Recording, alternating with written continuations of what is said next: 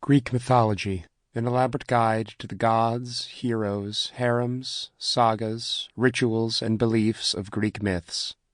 And Greek Mythology, romance, legends, dramas, and ancient Greek myths in a concise guide. By Bernard Hayes. Narrated by Kyle Walton. Alcmaeon and the Necklace.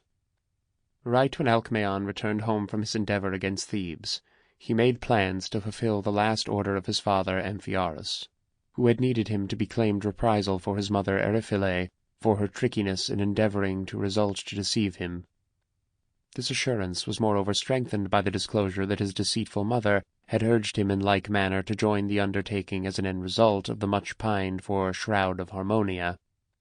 He thusly put her to death, and carrying with him the destined jewelry and cover, abandoned forever the home of his fathers.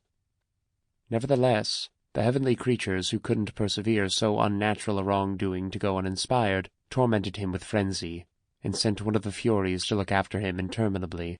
In this hopeless condition he wandered about from place to put, until at long last, having accomplished Sophus in Arcadia, Phegeus, ruler of the country, washed down him of his wrong-doings, and additionally offered to him the hand of his daughter Arsinoe, whom Alcmaeon showed the adornments and cover which had quite recently been the explanation behind so much dejection. Despite the way that now released him from his mental weight, the chide which hung over him was not by any extent of the creative ability cleared, and for him the country of his appointment was talked with a genuine dry season.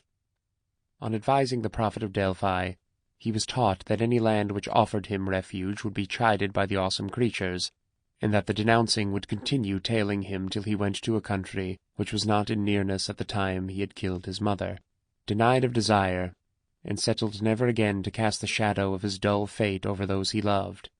Alcmaeon took a fragile leave of his significant other and little Tyche, and ended up being once more an outcast and vagabond. Connected after a long, troublesome trip at the stream Achelous, he found, to his unspeakable happiness, a flawless and productive land, which had yet recently ascended out of underneath water. Here he took up his living arrangements. In this protected place of rest he was at long last freed from his sufferings, ultimately refined of his wrong-doing by the conduit god Achelous. However, in his new-found home, where achievement smiled upon him, Alcmaeon soon disregarded the revering companion and child he had surrendered, and enchanted Kelirhoe, the delightful young lady of the conduit god, who wound up perceptibly joined. Sample complete. Ready to continue?